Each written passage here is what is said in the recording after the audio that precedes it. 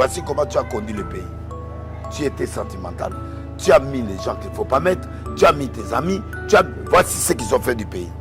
Le problème, est-ce que Félix est rejeté? Tout ezali châtiment ya Nzambe oyo apesi ye de guerre wana ebimi pour permettre ya telema. Dieu a donné à Félix 4 missions. Tshisekedi est le seul président qui a sacré le pays entre les mains de Dieu depuis que le Congo a commencé. C'est un pays laïque. Mais ce jour-là, quand il donne, même si la procédure n'était pas respectée des offrandes, mais quand il a assigné pardon, il y a tous les présidents à Yakala. Logiquement, politiquement, il est resté laïque. Mais spirituellement, pays comme chrétien. Yango Moni Félix, avant à sa décision, il y a une consultation. Ambengi biso nyonso ba pasteur na ba prophète to kendaki na palais de la nation. Ayoka oyo to sambeli na bobimba natan to buki biloko tu oyo eza berere na ye to ka isoni te. Oh to ye modérateur azo sambela bi to buki sentiment na vie na yo to buki boye to buki corruption ça dit to sambeli to buki biloko nyonso mabe to na Roland Dalo. Donc le pays est devenu chrétien indirectement parce que lui il est chrétien. Il n'y a aucun président qui a fait ça. Wow. C'est tout le bas vérité. Mais dans la logique, tant qu'il ne va pas mettre le socle, si vous le chassez par force, vous tournerez 40 ans en désordre. C'est une émission, c'est la meilleure émission. Voilà. Gardez Maloubananga, gardez l'émission. Dans le futur temps, nous allons analyser ça encore. Pour la Koufate, pour Nzamabi, nous avons un début à développement à Congo. Alors, maintenant, ce qu'on a changé la constitution, on va crier. Parce que Kabila a changé la constitution. La carte de la constitution, le sol et sous-sol appartient à l'État. Mais la minute, ça n'appartient plus à l'État. Nous avons un peu comme et ça pour un mandat. Et puis mandat il faut voir pourquoi Congolais a l'ingé pouvoir trop. Alors il faut discuter de la durée du mandat. Pour au moins Moutasaï 5 ans à mon amoké. D'accord. Donnons 6 ans. Donnons 6 ans, 6 ans. Donnons 7 ans, 7 ans. Ou quoi? On décide de faire pour Moutsora Kéa le Mwamamo. Mais ngai na monaki dialogue na fait un mandat à Félix. Oh, il y a fallu l'eau, n'a pas tout naïe, n'a pas nango, y'en a mon aïe nangote. Mais maintenant, qui doit dialoguer et avec quoi? Parce que dialogue, oh, chaque fois guerre, les alliés rebelles, moi, bimi, banda, to banda. Et il fallait avoir poste ou avoir un président de la période. Pourquoi tu as permis qu'il y ait à côté? Vous croyez que Félix soit en Zambé à Yébiété? Tous les opposants, boyo kanga bien, les Français, Milaï, Bossa, la bataille, avec vous ou sans vous. Le pays va avancer. L'erreur des opposants, ils croient qu'il est fini. Mais moi, je leur ai dit que cette guerre, à Tabakotiao, va au pouvoir. Le chemin, je m'adresse au président de la République. Je m'adresse à la nation. Moutoua lingi mboka na ce mboka na guerre à Oboudela. Oui. Dieu n'a pas besoin de nombre. Dieu a besoin de gens qui se tiendront à la brèche pour lui et pour son pays. Le président Bangate, le peuple a Bangate. Résister aux ennemis.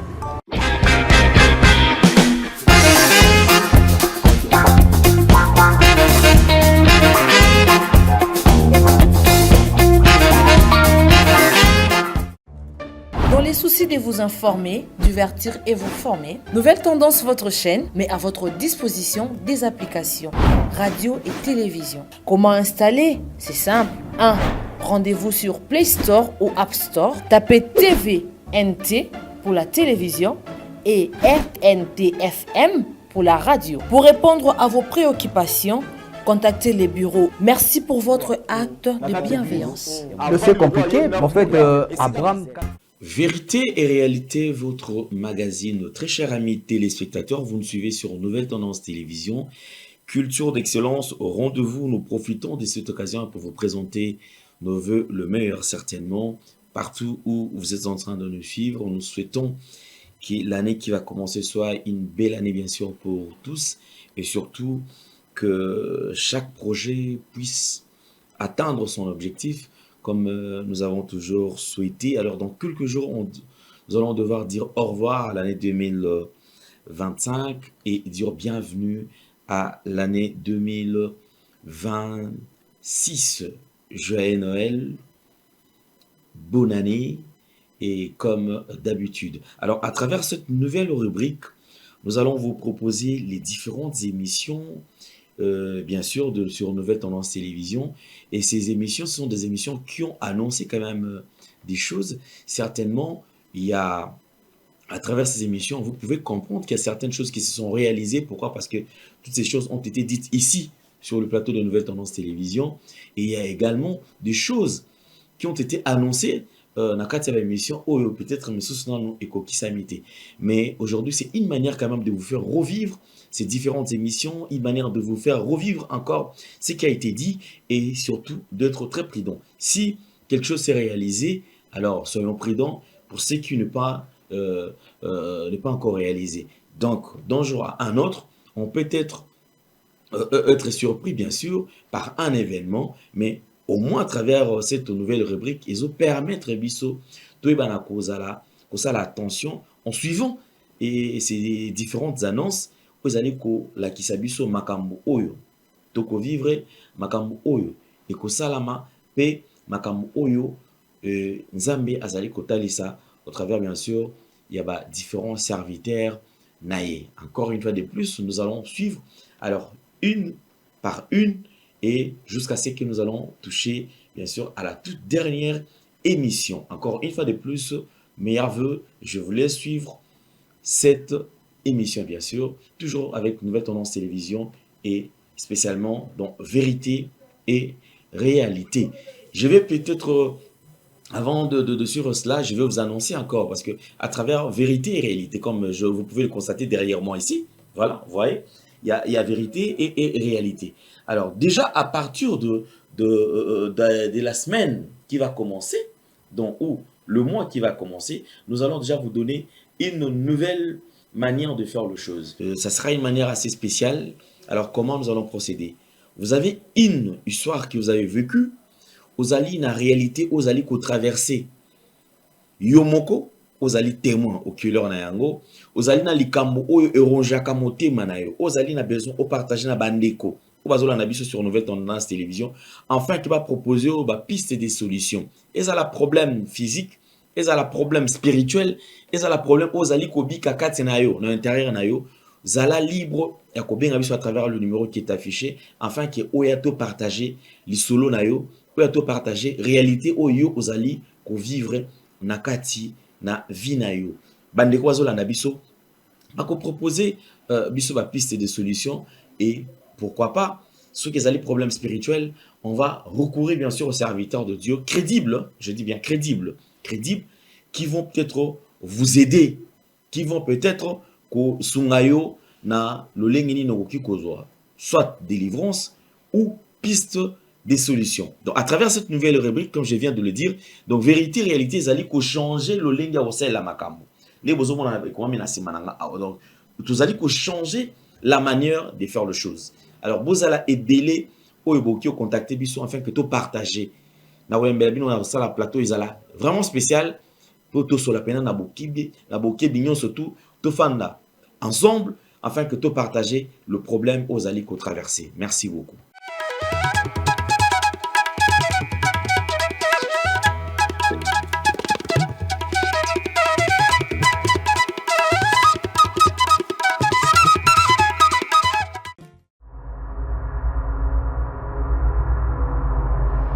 Vous êtes nombreux de nous suivre partout dans le monde, mesdames et messieurs, je vous dis bonjour, bonsoir, ça dépend à l'heure à laquelle vous nous suivez, ici sur la chaîne Nouvelle Tendance Télévision, plus de 327 000 abonnés. Partout dans le monde, merci à vous, merci aussi à la grande équipe qui nous accompagne.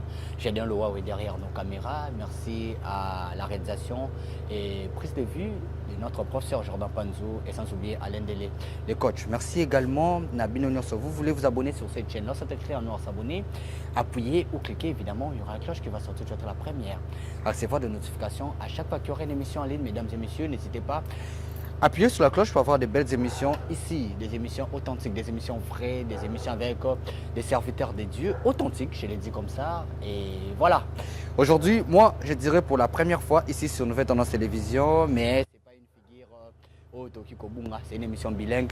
C'est les prophètes des nations, les prophètes Denis Lessi qui est avec moi. Je remplace Alain Delé aujourd'hui pour essayer de palper question d'actualité. Moi, Oyoroï Labisso, c'est vrai. Moi, j'aimerais aujourd'hui parler plus sur la spiritualité. C'est vrai, tu retournes, mais tous on a la spiritualité. J'aimerais aujourd'hui, après cette émission, moi, expression et puis impression, il y a l'homme de Dieu pour que les rubriques qu'on a créées, qui y a histoire, il y a bateau. Donc, c'est vrai, aujourd'hui, je vais un peu parler de lui, dans moi quelques secondes. C'est une icône, une légende dans l'évangile au Congo. Mais Ebélé, on dirait dans moi légèreté. Alors, prochainement, j'aimerais vraiment placer son nom de fan de là, qui est le prophète des nations Denis Lessi. Bonjour et bienvenue l'homme de Dieu. Bonjour.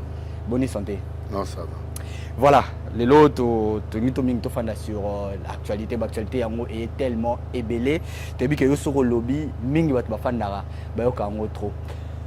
Les lots oyo, na banda plus maman wana na wenge BCBG.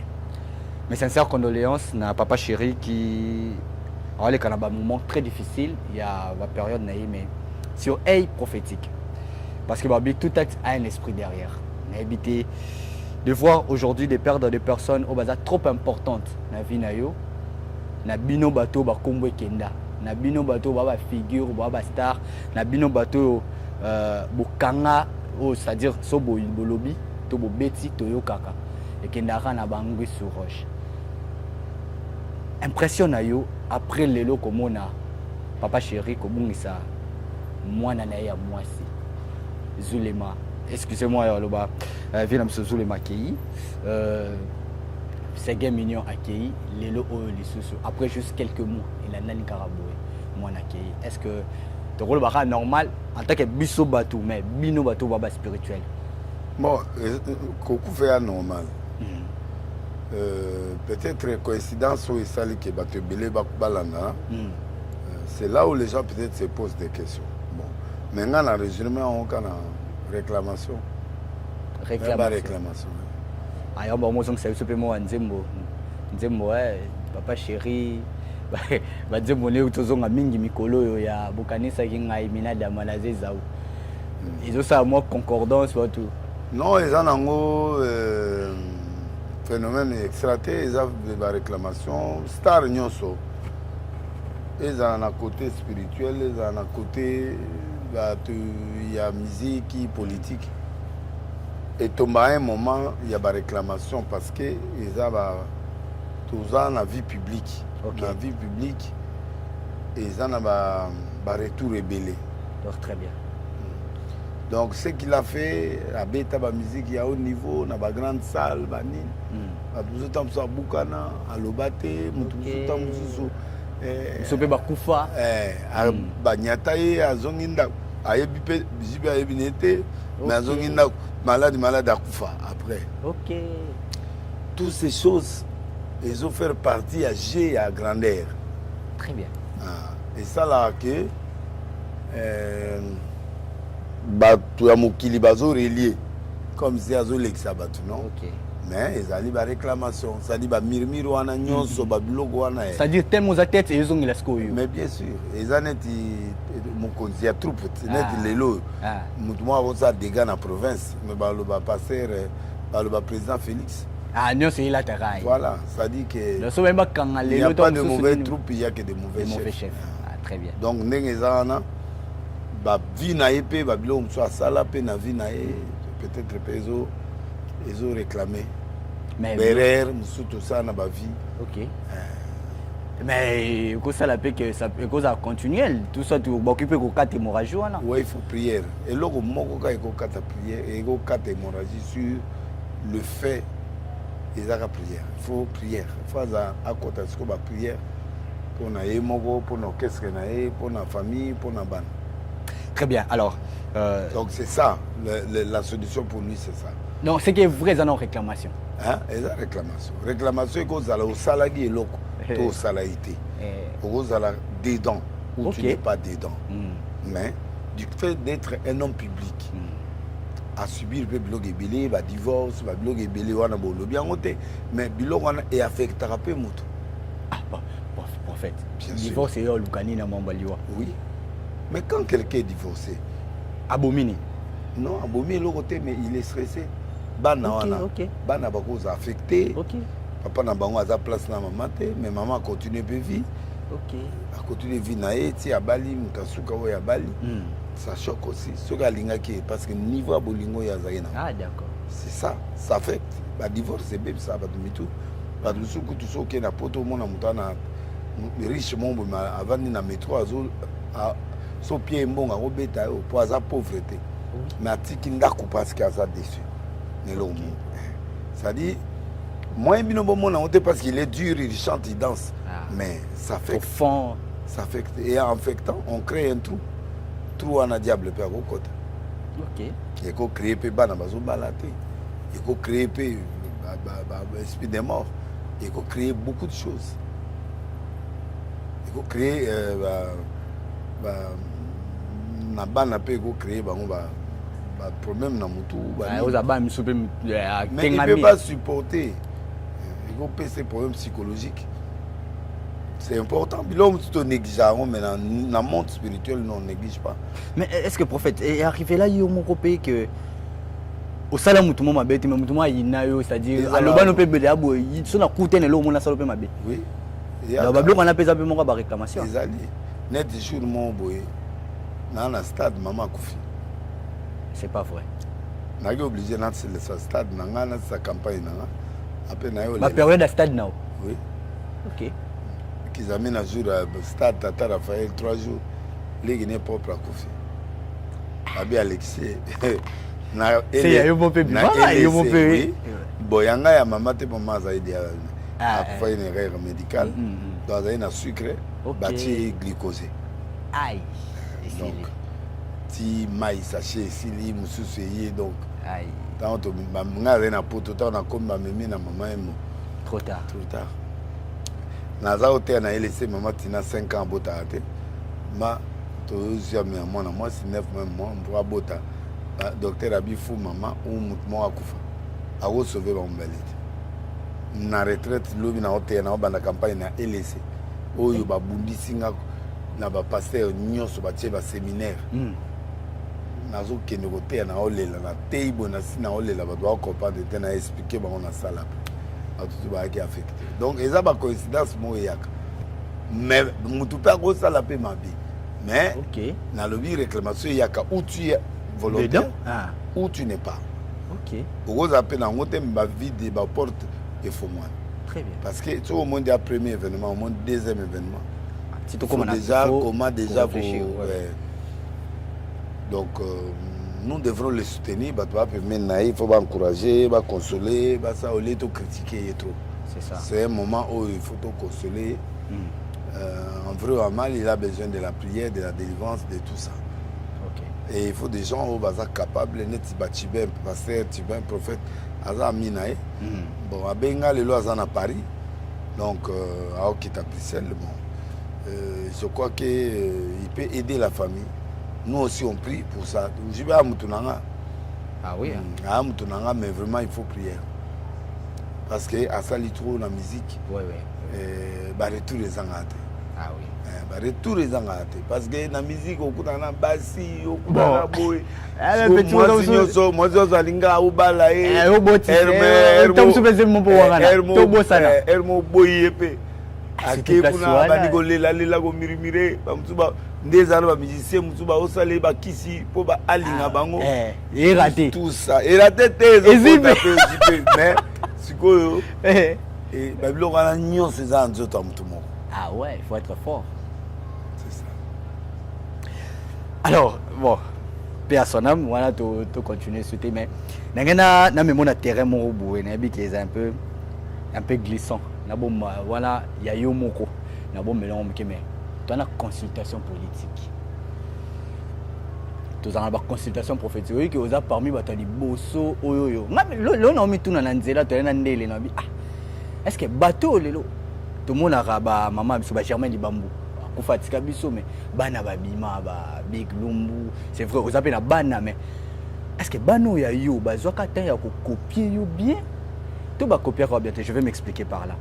Tango bimi Nzondo TV bato obika na mutu moko soto sisi mission na robenge lokamba habillé aza mwana ya Sonika Futa mais ye afana na TV otala je suis lokamba évangéliste lelo église même oloba na ye na TV aya kolukao tala batebelo ya mara 3 personnes parmi 3 ya côté tango monyo bi je suis yo ye nzamba lobi bona ko simbote ozana epa kwa nzambe bobe lelo azana alukati lelo ya otikelo dim mais siko est-ce que ebele ya bana tant mususu oyo ba mususu abimisa ba makiona vie bana ko sa biso ba je tout ba meka ko comprendre bien te ezaka po o gardaka bonzambe na yo yomoko oboya kufungwela bana bake ko lokona ndenge na bango ba ko simba ba touche to nzamba tika eloko ne zaka pona o bon badjebe a fidèle yona lelo nzamba moto molin ça a pris du temps mais lelo partout non les gars réclamer passer djebe ou avant diwa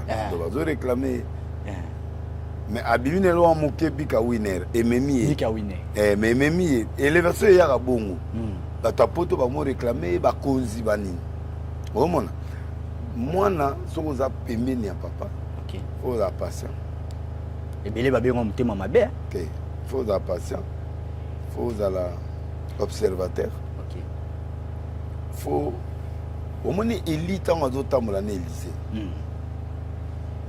nzamba fc Eli kende ko wendre Élysée à ta place mutu moko te akondima ba remplacer ah ouais nde naza boye ata na opia yo na opia ndambu kaka olingati po na bundi po na koma Denilese c'est ça donc po yo pe okoma djebe okoma il faut bunda c'est ça mais oko ozwa observer nga ozwa biloko eza kati na nga c'est le spirituel comprend mais ebele baya ka oluka matériel OK alors nga na kopesa matériel na nga ona moneli parce que j'ai payé le prix pour ça c'est ça ce que nga na 100 000 yo pe olingo ozwa te po eza fruit à travail na nga nde na zeli yango na ko pesa bino na ko somelo mutuka mais vie na nga eza yo te ah ouais alors Élysée quand on va boire qu'il nzambe atindi labi zoye wendre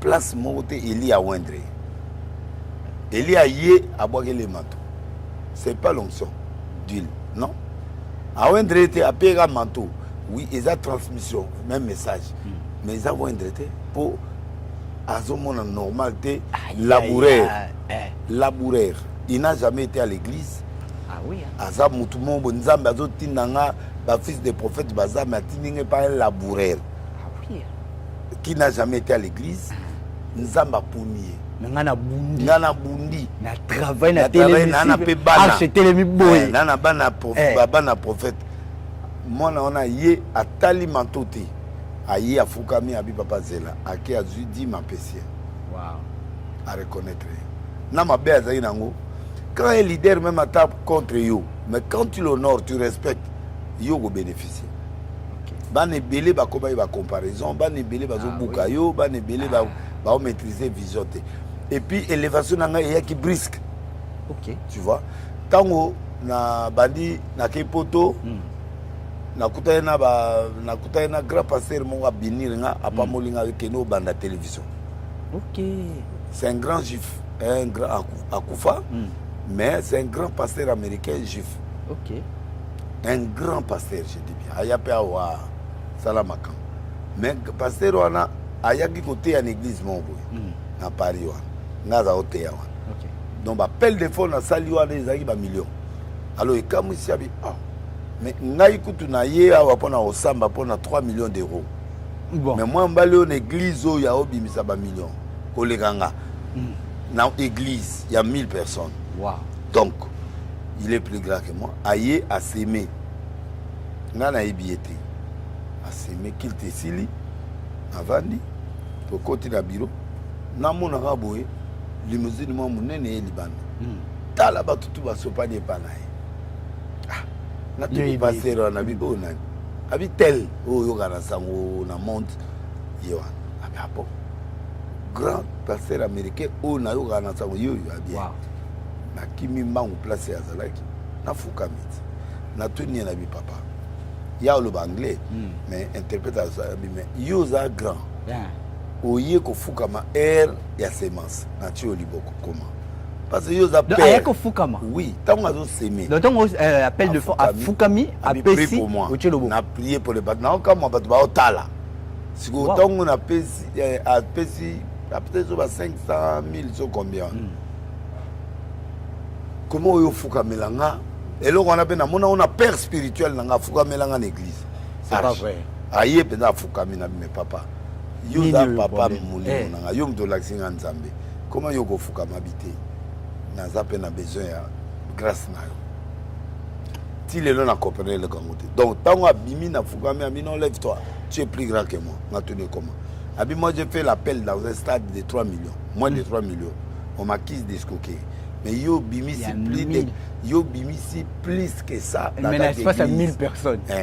et puis au bimisango na facilité ngape na semer et belé 500 000 Wow. et c'est belé donc na puis à l'époque chèque de l'époque on a payé chèque na fukami pour na zo grâce aux zanango parce que les grâces se partagent des jours on na comprendre OK. donc à partir du jour on a aibsinga yanga hôtel na ki na 6 heures mais à yaminga 18 heures batu on a coté à $20 000 abi mongo ke na luka antenne A Ai à Pessi na chaîne. ça j'ai fait bah j'ai fait OK. qui nous go futa banda wana nzama hospice a conseiller nga a conseiller na ikishasa na ki antenne A na bandi ndio mona ki explosion Mbala moko. voilà donc ngai na mutu so na kuta na mutu na habité mais na kuta na ye antenne A ya minga ba pesinga be mission ale nzamba to molinga mamo bango bazai na retard alors tant na matimba moko bango l'état va s'adapter retard ngana ki déjà et car salimi Makasi. mais quand même babimi ba Michel Pono yo na Brazza bon confi personnel bah Narcisse Faya bon comment en Belgique il travaille là-bas donc donc en fait babima qui mais à un moment là yo ka bango souté mais ba ne belé babimi ba chili pana ba nini baza ba djb ba belé ba belé awa ba sali begise dans bango Parce que ngai belé to tuzarana bango ba reconnaître ko mais le roi c'est-à-dire père biologique spiritualité les abano ya misika na éviter les balobara ya musika ku to reconnaître OK ya pemé. Oui bon yango ba évoluer pété parce que quand tu n'as pas un père tu ne respectes pas un père C'est ça. tu peux pas évoluer donc bango au moins tango église azo kini wana a pas les belles ole les dieux pas mazoi parce que azo tal baleki bake atuno lingini abina lingi double logo zana bana lelo balingi mbongo balingi bilamba balingi ko zoate eloko yo zana bana posa na ngote assure na ye mais ara eloko te alors sali que Élise tango abi na ko pesote po il faut mon air na aucun parce que si maté lo ya monnaie li passe vraiment na opia yo kaka boité tango akei nde abwaki mantona se alokoti moi na lokota ka o papa tika yango moi so na bisi Jésus abi naza étrangère mais na liaka na tablette nazo zela oyo balé oyo kwei na zu ça dit muto alinga koma munene il faut azwa oyo balokoti alokota oyo babwaki papa ko pesote c'est ça ba pesite atikeli pe lokote ye mo azuka elamba na bimo nazwaki manto ya liboso kuna atikeli pe na oyo na sangisara na kesa azo alakise ndenga kobima na mai wana te parce que po bakota mai wana ifala pasola kozonga alakise te c'est ça le problème yo liba l'action nini lokota Luka Ntango Nzela. akomi atali oyo papa asalaki abwaki mpe oyo le dieu deli debale pasuki bafils de prophète oyo bazali kuna bamoni ke eloko etikali bafukameli ye démarrage mamana donc kokanisa te qu'il faut bapesa soki nini te lokota oyo kolokota wana ozozwa wana asangisa yango neti mato babokaki kuna na mato oyo babwaki na Kaisa nyonso. nde yango nde Epesi double fonction. epesi double apasoli yango ebale aleki Azogi. batutu bafukameli ye bandimi ye alors c'est ça So ba comprenant te aller ba bengi. bano Ah, faut bien, bien doki. bao babengananga te moto ya nzambe aza na bafaiblesse moto ya nzambe ana bainterdit Voilà. bainterdit eza biloko nzambe apekisa ye soki asali yango abomi ministère mais bafaiblesse eza biloko neti paul azalaki na faiblesse alobi dieu ayebisi ma grâce te suffit yo défaut oza nango me okei na troisième sel omoni babiloko ebele nasalisi yo assassin me okomi grand ekoki koluka ebele te alors suka wana c'est-à-dire que les gens veulent l'extravagance yango omoni bakotimaki yo na bakei na bakisi nga naseptaka la loi de l'élévation et de la bassesse soki ntan wana nzambe alobi nakita nakondima ngo soki nzambe alobi ki namata naomata mais il me atianga na équilibre moko okeye nasilaka te nazaka wana maintenance nde eloko nde bato ebele bazangi alors bana ebele bakei basalaki ke baeglise na bango basali mais important est ce que olokotaki C'est ça. pour sangisa comme double pour passer la bibale pour oleka na ebale oyo bapesaki yo Ça c'est yo kaka bonjour.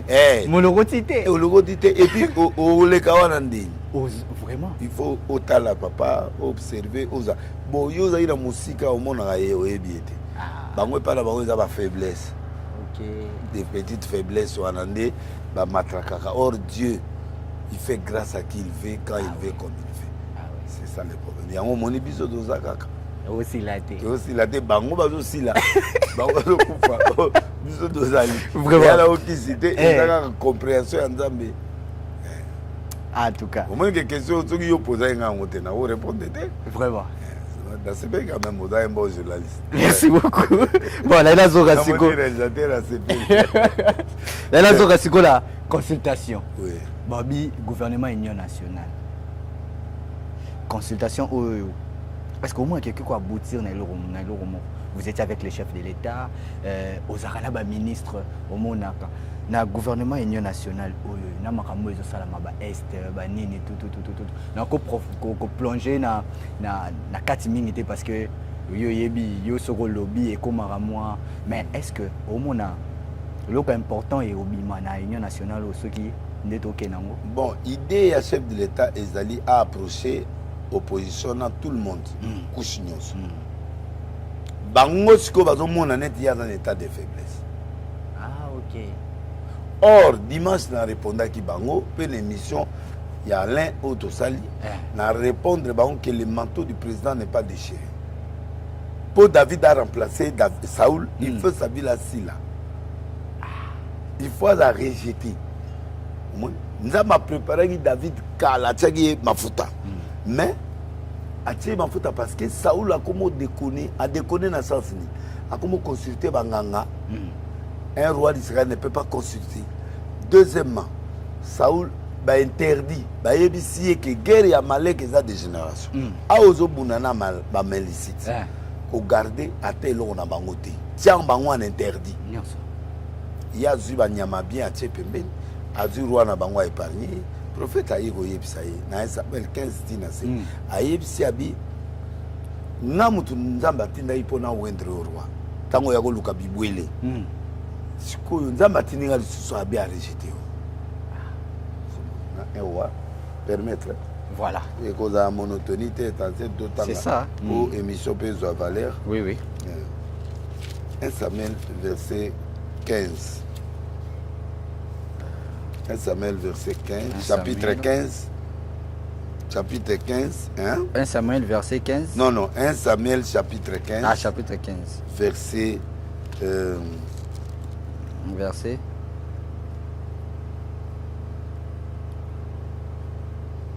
Samuel chapitre 15.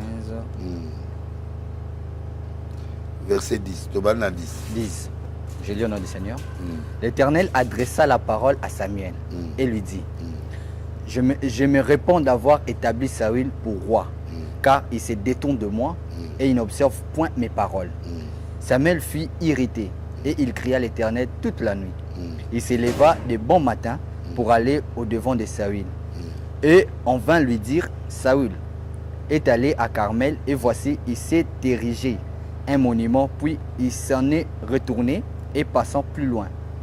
Il est descendu à Gilgal. Samuel s'est rendu auprès de Saül. Et Saül lui dit, sois béni de l'Éternel, j'ai observé la parole de l'Éternel. Samuel dit, qu'est-ce que donc c'est que bêlement des brebis qui parvient à mes oreilles et ces mugissements de bœufs que j'attends? Saül répondit, ils les ont amenés de chez les Amalcites parce que le peuple a épargné les meilleurs brebis et les meilleurs bœufs afin de sacrifier à l'Éternel ton Dieu, et le reste nous l'avons dévoué par interdit. On comprend que nous avons avant combat que frappe à l'interdit tout. Voilà. Na biloko, na roi, na mboka. Po Amalek a nyokola biso na bituma na sorti Égypte. Tango Moïse a zokeni na bango. Alors guerre na biso la Amalek de génération en génération. Oko épargné. Saül a vu biloko a bien a tiepi. A garder. O alinga pesa nzambe offrande. Et c'est nzambe sengi offrande. Nzambe c'est jette à l'interdit. Nzambe amoni ki akumo kende pa banganga. Nzambe amoni que Saül a comme désobéir. Nzambe a rejeté. Toké ce qu'on a versé là.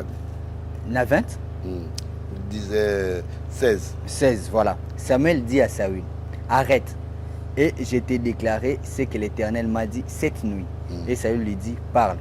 Samuel dit, lorsque tu étais petit à tes yeux, n'étais-tu pas devenu le chef des tribus d'Israël? Et l'Éternel n'était-il pas loin pour que tu sois roi sur Israël? L'Éternel t'avait fait partie en disant, va et dévoue par interdit ces pécheurs, les Amalécites, et tu leur feras la guerre jusqu'à ce que tu les aies exterminés. Pourquoi n'as-tu pas écouté la voix de l'Éternel? Pourquoi t'es-tu jeté sur le butin? Et as-tu fait ce qui est mal aux yeux de l'Éternel? Voilà. Donc, c'est ok, à justifier Didi Dabino, c'est fini. Zama rejeté. Alors, c'est ok, dans Souka, dans verset 27. 27. Voilà, non, et comme Samuel s'est tourné pour s'en aller, Saül les saisit par le pan de son manteau qui se déchira. Aïe. Et Samuel lui dit, l'Éternel déchire aujourd'hui de dessus toi la royauté d'Israël, et il a donné à un autre qui est meilleur que toi. Wow. Dieu ne peut pas donner le royaume à un autre. Ce qui n'a pas rejeté. L'erreur, il y a des opposants, des Congo, des politiciens. Il ne faut pas tourner la question. Est-ce que Dieu a rejeté le président Tshisekedi est le seul président qui a sacré le pays entre les mains de Dieu. Depuis que le Congo a commencé. C'est un pays laïque. Mais ces jours-là, quand il donne, même si la procédure n'était pas respectée des offrandes. Mais quand il a assigné pardon, il y a tous les présidents à Yakala. Congo devient indirectement pays chrétien. Logiquement, politiquement, il est resté laïque. Mais spirituellement, pays comme chrétien. Il faut maintenant ayoka la procédure chrétienne. Yango moni Félix avant azwa décision ya ba consultation ambengi biso nyonso ba pasteur na ba prophète to kendaki na palais de la nation. OK. Ayoka oyo to sambeli na bobimba Nathan to buki biloko tout oyo eza berere na ye to ka isoni te. Oh to ye modérateur azo sambela bi to buki sentiment na vie na yo to buki boye to buki corruption. Ça dit to sambeli to buki biloko nyonso mabe to zaina Roland Dalo qui est son père oyo a zalagana ye permanence to zaina ba pasteur ba Marcelo to zaina ba Albert Kakeza to zaina ba Ejiba Mampia to zaina ba bravo ba tout oyo bazo représenter Congo valablement na réveil. Ouais, ouais. Na pentecôtisme tozaï wana Papa Kelani Papa Kelani, oui. Tozaï wana. Comme patriarche. Tambulukoki. Tous les leaders tozaï wana. OK. So, Bino mais les leaders ba ina moi ba accompagné par certains serviteurs. Mais logiquement ba mfumunyo tozaï wana. OK. Oh ba sali comme na Congo. On a prié. Il a dit ceci. Nzambe soki olingi mboko etelema par négociation, je vais m'incliner. Si c'est ta volonté. Soko lingito buna na masasi, je m'incline aussi. Yo lobelanga. Soki yo lobby, moi je m'incline. Ok? Donc, il n'y a aucun président qui a fait ça. Wow. C'est tout le bas vérité. Donc, le pays est devenu chrétien indirectement parce que lui, il est chrétien. Et nous, on attendait cet événement-là. D'avoir un président chrétien. Mais parce que pour faire des nids. Yogat, Tangwaye, les amis l'ont trahi. Okay. Bateau Basalana va trahir. Okay. Il était aussi sentimental par rapport à Batunaï. Oui. Il a intégré les gens, Yabakabila, a intégré Bangou. A intégré presque tout le monde. Va décevoir. La guerre de l'Est est une interpellation pour lui. Okay. Dieu l'a interpellé pour dire voici comment tu as conduit le pays. Tu étais sentimental, tu as mis les gens qu'il ne faut pas mettre, tu as mis tes amis, voici ce qu'ils ont fait du pays. Ce n'est pas que Dieu l'a rejeté. C'est-à-dire qu'il n'a pas mené. Ce n'est pas que Dieu l'a rejeté. C'est-à-dire que Dieu lui a monté les erreurs. Même David avait des erreurs. Babotelok pouvoir n'est pas moi. Absalom, oui. Il n'a pas contrôlé Absalom qui jugeait les gens devant la porte. Ah oui. Laissez aller. Mais on était à Botoli même capital. Abina obunana mo anangate na obomete. Asali repris stratégique accueilli ko le lanza mena ba montagne. OK. Abinzambo abengelanga. Soki alinginga ebisiku tu batunayi ba sacrificateur ba biata bibozonga na arche. Wow. Na Jérusalem. Nganake. Soki nzambe alinginga a ozongi sanga na omona arche. Mais à replier dans la montagne, à l'ongoli sapato batulé pe balandi et puis babandi au samedi. Donc le problème est que Félix est rejeté. Toi ezali châtiment ya Nzambe oyo ya pesiye de guerwana et bimi pour permettre ya téléma. Dieu a donné à Félix 4 missions. 1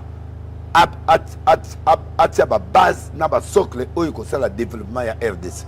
OK. Deuxièmement, assis sa guerre, Oyo, Barwande, Bamemi, pendant 30 ans. Troisièmement, les abiloko ya ye moko ya kati na ngolo bawate. Mais, dans la logique, tant qu'il ne va pas mettre le socle, si vous le chassez par force, vous tournerez 40 ans en désordre. Personne ne réussira à rétablir ce pays. Donc, c'est là na Maintenant, une émission, c'est la meilleure émission. Voilà. Gardez Maloubananga, gardez l'émission. Dans le futur temps, nous allons analyser ça encore. Pour la Koufate, pour Nzamabi, nous avons un début à développement à Congo. Alors, maintenant, ce qu'on a changé la constitution, on va créer. Parce que Kabila a changé la constitution. La carte de la constitution, le sol et sous-sol appartient à l'État. Mais dans minute, ça n'appartient plus à l'État. Nous avons ce comme il y a. Préparation pour Naba, Kubotola, à Mabele. Kivu, et comme terre, il y a bateau en difficulté. Donc, Est mon pima.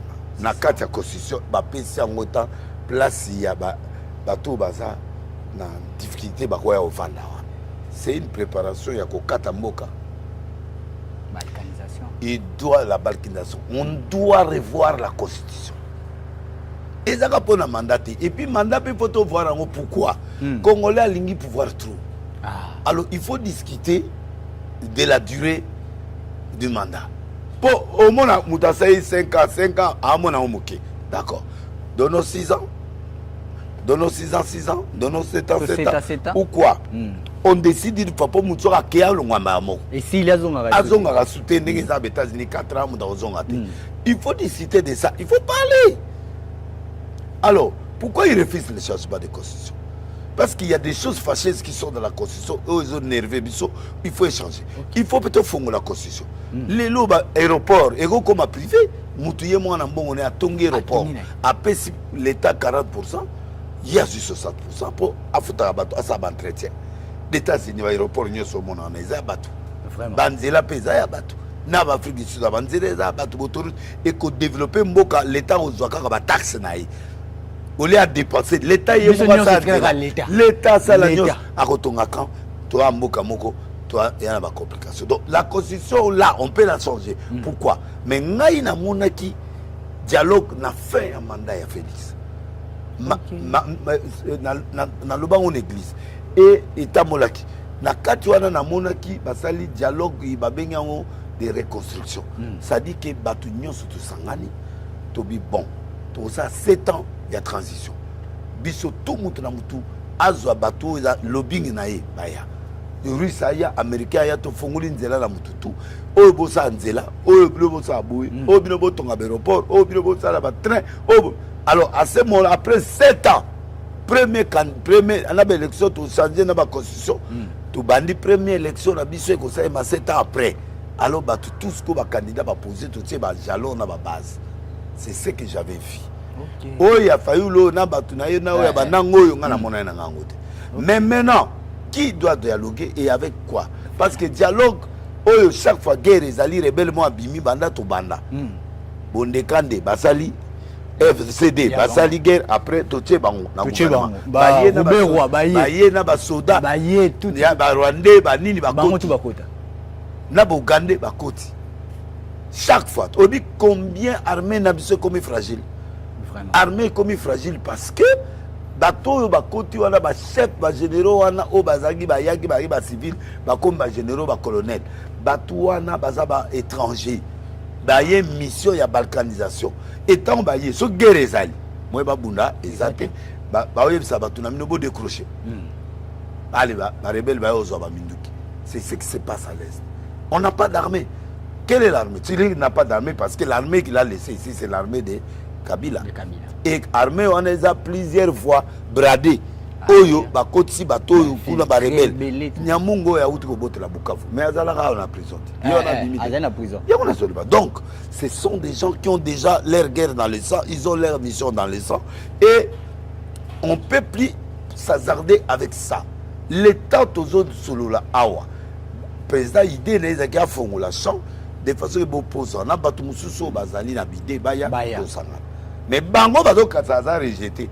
Mandé Sili, Yangazo Banga. Mais Yoga, ce to Koti, tu as crédibiliser et puis tu peux se banner, tu peux se temps. Or, ils oublient que ce n'est pas eux, c'est Dieu. C'est Dieu. Et il fallait avoir poste ou avoir un président de la période. Pourquoi Dieu a permis qu'il y ait à côté? Vous croyez que Félix soit Nzambe Aïbiété?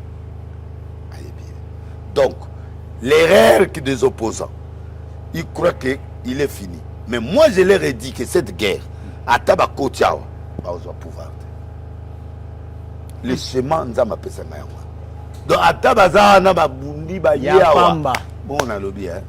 Maintenant, on a zoté. À quoi tu as parlé dans la société? Est-ce qu'il y a comme président? C'est ça. Oh, bah, il y a qu'un Angilia. Bakotate. Bazomboka. C'est-à-dire, Mouzé Bazrami Balete. Ok. Donc, Dieu n'utilise pas le même procédure des fois. Pour libérer Congo combien de fois? C'est ça. Yepeta Mouzé Anwaye, Ayena Barwande. Nous devons finir entre nous. Tous les opposants, bien, français, avec vous ou sans vous, le pays va avancer. Très bien. Je m'adresse au président de la République. Je m'adresse à la nation. Moutoua lingi mboka na ce mboka na guerre à Obundela. Oui, oui. Héros félicité, héros Congo est agressé. Tobimi ça va agresser, Rwanda ba bima Liban. Ba utiliser nanga, ba zo utiliser ba Congolais pour na sima ba Rwanda ba saini. Ba na sima. Biso to boyi nanga te, biso to boyi ba tuna biso te. Problème ezali nanga za na sima ne banani baza. Banani baza, c'est ça. Et ba toi na nde tango ba ko sala conclusion. Faut pas kota. étant ba okota gouvernement il faut fongama bazo ba poste étant bazo ba poste après rébellion monsieur Sani et bandi tu veux qui monsieur bandi na Uganda kuna soki e bandi et ba osani ba on peut ba lukabaya le pays ici n'est pas en vente frère le Congo n'est pas en vente conseil spécial à consulter moi j'ai géré la consultation à sala ceux qui refusent ils restent dans leur coin. Ceux qui sont d'accord, on va se battre avec eux. Très bien. Dieu n'a pas besoin de nombre. Dieu a besoin de gens qui se tiendront à la brèche pour lui et pour son pays. Le Congo est agressé par nos richesses, c'est-à-dire nous insultons Dieu qui avait mis la richesse au Congo. Vraiment. Lui qui a vu Rwanda, qui a vu Ouganda, pourquoi il n'a pas placé? Il sait pourquoi il a mis ça. C'est ça. Alors, si les gens veulent obtenir notre richesse, venez parler avec nous ouvertement. Et vous prenez, nous aussi, nous gagnons, vous aussi, vous gagnez. C'est ce que le président Félix a négocié avec l'Amérique, avec l'Union européenne. Au lieu de Rwanda, de Ouganda, de pied parlez avec nous. Vous voulez combien? Oh, nous, on veut 40% ou 50%, vous 50%. Ok. Toyokani, vous exploitez clairement matière. Voilà. Et nous gagnons. Et aussi, ils gagnent. Alors, quand vous êtes en train de demander à Rwanda de venir voler ici, vous êtes des receleurs qui prenaient l'histoire avec le sang. Il y a un problème téléphone les autres parce que voiture électrique quand nous plairons ces choses-là sont en train de s'abîmer facilement. Nous devons être clairs. Nous sommes un pays riche, nous sommes puissants. Armée, il y a 200 000 hommes. Donc comme l'armée la plus puissante, à condition que Rwanda va biman armée. Bougandais va biman armée. Et ça va Congolais. Na ba oyo ba comment ba Rwandais ba comme ba Congolais ba yé pour ba ligne nationalité pour l'espionnage.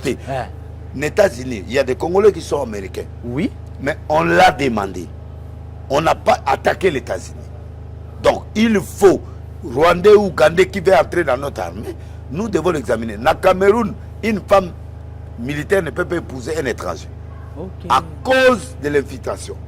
Donc, ici au Congo, tu ne peux être armé que nationalité congolaise née au Congo. Mais si tu as pris la nationalité avec bonne foi et que tu moniques au lingo comme en armée, oui. Mais là, Bango Bazwa na rebelle. Ils sont en train de trahir le pays, tous ces opposants qui refusent. Je vous informe, le manteau de Félix n'est pas déchiré. D'abord, prophète, nous sommes au Sarabis. Oh, tu as kawana, oh, qui te dans vide. Oh, papa, papa, mon n'est pas websayo. Nalia Garanga n'est pas président Félix. Mais je dis ce que Dieu m'a dit. Le manteau n'est pas déchiré. Pour biso ma prophète, photo y est pas. Son manteau est qui? Mon exemple, on appelle sur. Alors, ce qu'on peut les sous awa, na versé à Soukapo, bon, to atterrir na yo,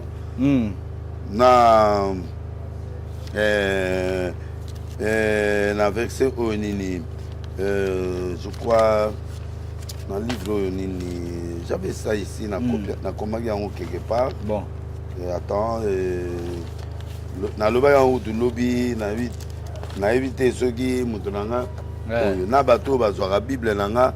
Parce qu'il y a un babylon, baby sango. Bazoluka bazwa manteau. Portion. Bateau vraiment. Bazoluka portion. Neni bazonga. 1 roi 20, 28. Ah voilà. Soit 1 roi 20, 28. 1 roi 20, 28. 1 roi 20, 28. Voilà. L'homme de Dieu s'approcha et dit au roi d'Israël, ainsi parle l'Éternel, parce que les Syriens ont dit, l'Éternel est un Dieu des montagnes et non un Dieu des vallées. Et je livrerai toutes ces grandes multitudes entre tes mains et vous saurez que je suis l'Éternel. Au moment où prophète a eu le roi d'Israël habitala, Basiré ba obunana yo. Bango bazo kanisaki nzambe ya Israël a gagné na montagne. Alors, Malos koto zo défaite na plaine. Donc on va lire bituma ya plaine. Nzambe naza trouvé tabango. Ça dit quoi? Tous ceux qui connaissent la faiblesse du président Fachi, tous qui les connaissent physiquement dans ses faiblesses, ils croient que bako tisilisa ye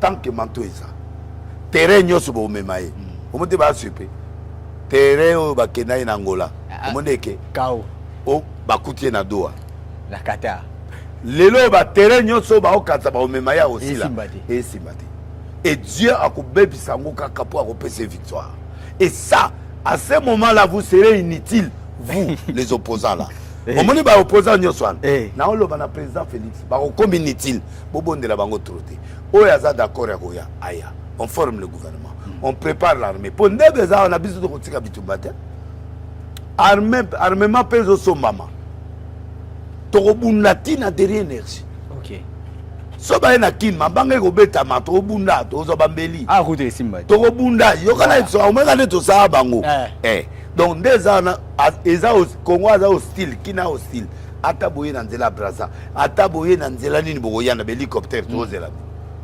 boko comprendre que Nzambe so anga pesa victoire apesaka yango na maminduki kaka te vous avez pris Bukavu vous avez pris Bungananga na Bamboka wana bozit mais bokomi la crise bokomo luka kosa ba banque bokomo luka parce que vous n'avez pas la légalité ozomona et puis biso nde toza boyi mboka na biso bato bakufi ebele génocide à Rwanda to leki yango ebele biso ebele alors on est en colère alors le président Bigi ne cède pas même en dernière minute l'éternel va nous donner la victoire très bien voilà to comme la mission donc on comprend la verset mibalio tous les prophètes oyo bazoloba na l'air oyo Félix c'est le manteau il t'avait pas quitté il a commis des erreurs il a été faible à un certain moment par rapport à ma camarade na bato ya nommé apesa confiance mais à comprendre ce que yango moni atie moi na secrétariat pour biloko ebele filtré et puis à changer moi ndambo mais continuation ils ont continué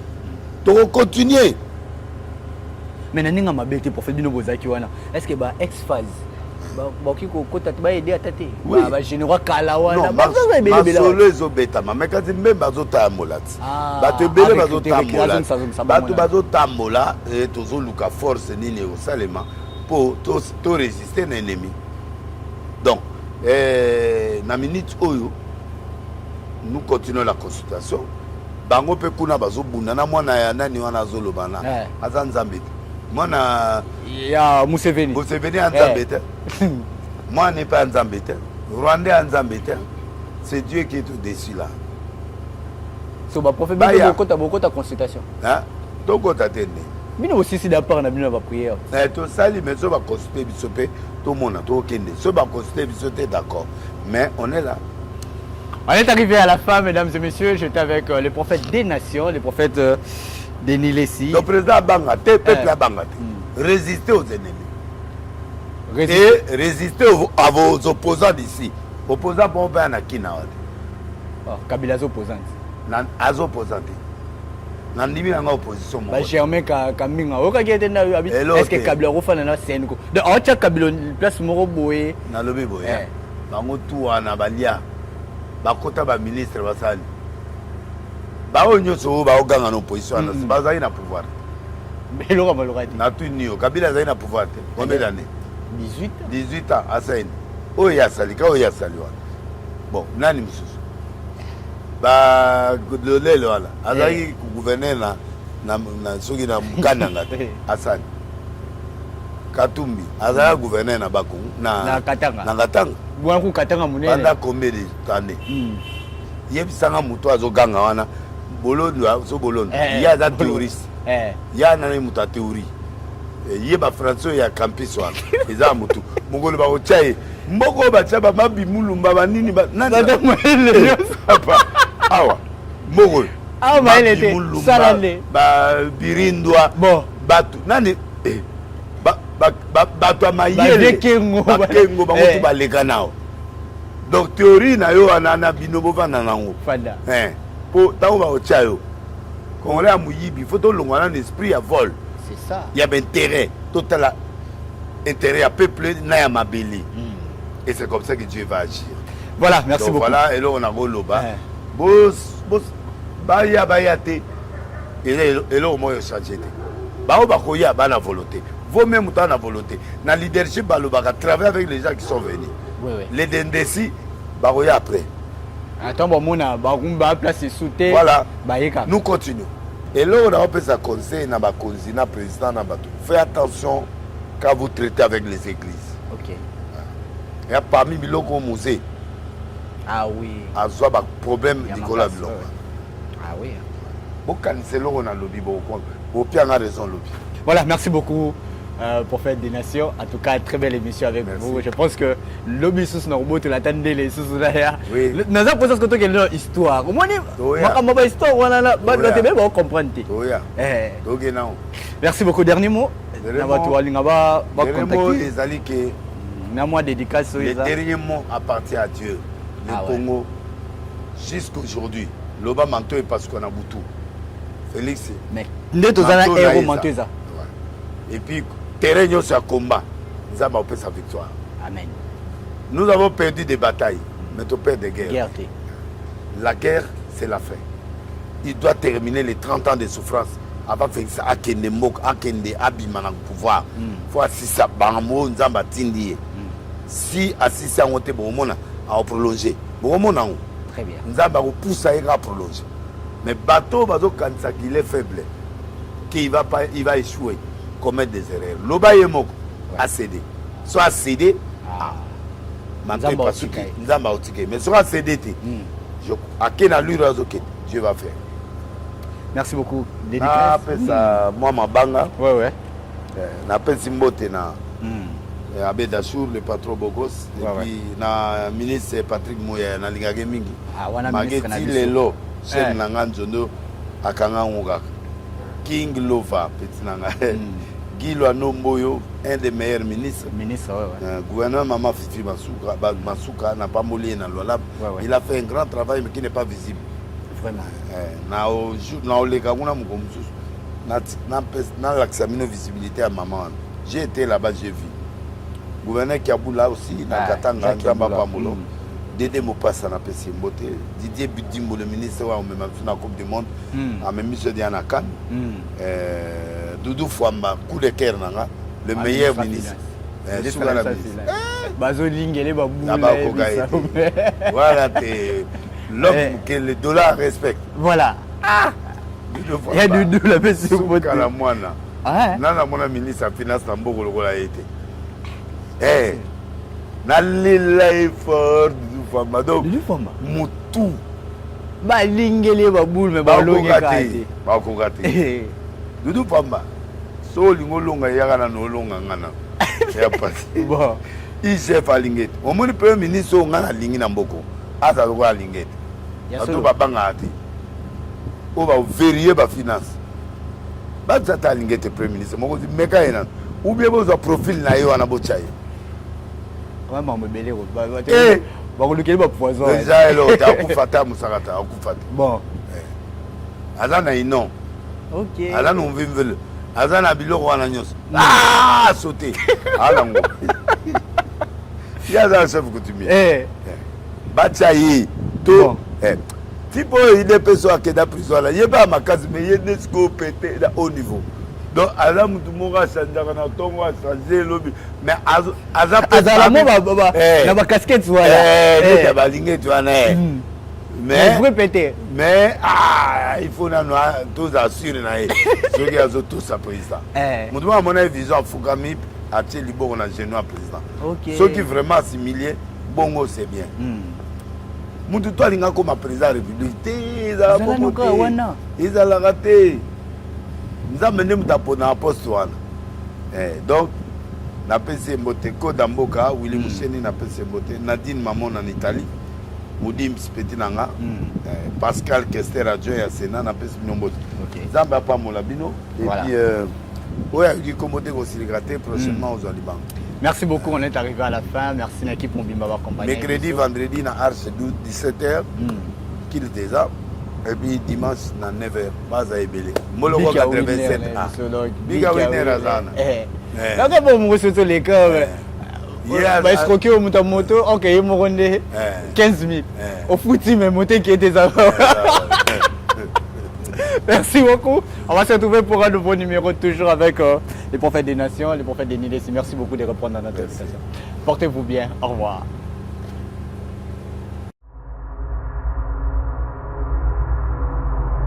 Caribou Beach, événement du siècle, restaurant du siècle, Nassé à Maï, en bord du fleuve. Kobanga te okoya na Maïté. Kuna tolia cadre na biso asika. Ngamu na onza prière d'ouverture. Tokozala wana, moi esika liboke, ootala mwamba Maï, ootala mwamba ndakala ndenge zo sauter, olia kimia ezakuna.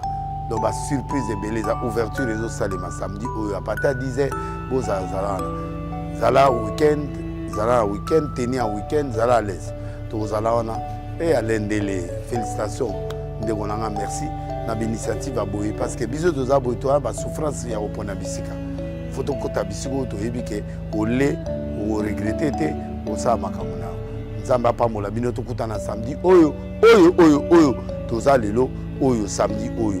Et vous avez 10 heures de votre place, nous avons sa prière. Après, nous avons Nzanda, Yagotumba, nous avons Nzanda Limboki. Zambe Azalokumu. Bonne fête pour ceux qui viendront parce que nous allons passer des moments agréables, pétage. Dans les soucis de vous informer, divertir et vous former, Nouvelle Tendance votre chaîne met à votre disposition des applications, radio et télévision. Comment installer? C'est simple. 1. Rendez-vous sur Play Store ou App Store. Tapez TVNT pour la télévision et RNTFM pour la radio. Pour répondre à vos préoccupations, contactez les bureaux. Merci pour votre acte de bienveillance. C'est compliqué, mais en fait, Abraham... Tango nyonso molinganga nazalaki komona baninganga na baboti na bango nanga baparent baza te vinanga pasi est-ce que kokufela baboti eza lisumu kozanga baboti est-ce que eza lisumu voilà na kopesa bino message l'orphelinat Christ rédempteur et ana posa lisungi na bino tala musala munene ezosala pona bana tala musala munene osala pona bana oyo mokili etiki ebwaki me nzambe atelemi na nzela orphelinat oyo mpona koencadre bana oyo yaya lisungi na yo toa nango posa 1 euro no toa nango posa mpona mwana moko ntango mwana moko alie nzambe ya bitike oyo apermettre ete na nzela no mwana alia akobosana yo te. Voilà message ya l'orphelinat Christ rédempteur toa na besoin lisungi na bino ba numéro eza na se kota contact na biso assistance na yo et aux alisungi pona bana que le Dieu des orphelins a bénir diama mtu nyoso ja ta likanisa ko sala quelque chose peut osali yango zamba pambola bino.